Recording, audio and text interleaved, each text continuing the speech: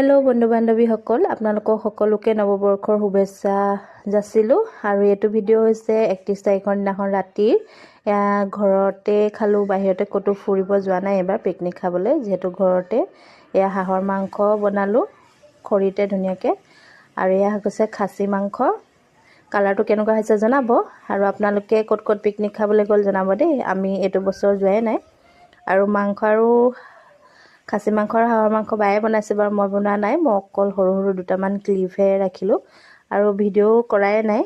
কৰিবলৈ থাকিয়ে যায় পাহৰিয়ে যোৱা হয় আৰু আপোনালোকৰ কেনেকুৱা গল 31 তাৰিখৰ ৰাতিটো জনাব আৰু আমাৰ এনেকৈ আৰু ঘৰতে সকলোৱে বনাই সকলোখিনি একেলগতে খালো আৰু মিলিজুলি আৰু ভিডিওটো হেকলে যোৱাৰ কাৰণে ধন্যবাদ আৰু হাঁহৰ মাংস কালাৰটো কেনেকুৱা দেখিছে জনাব দেই